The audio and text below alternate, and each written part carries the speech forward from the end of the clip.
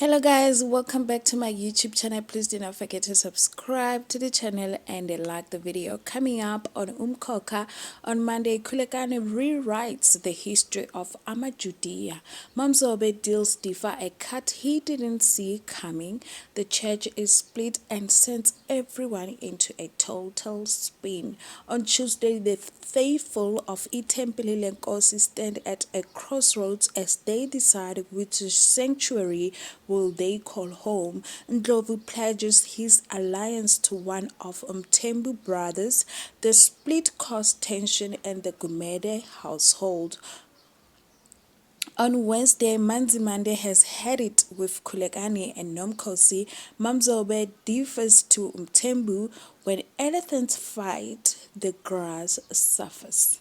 On Thursday, Manzimande shows another side of herself when pushed to the limit. Mapalala wants Mazungu to stay on the straight and narrow. Sipamandla has no choice but to suspend the church. On Friday, Nomkhosi stokes the fires of anger in Khulekani. Tifa cancels family plans because of Mamzobe's actions.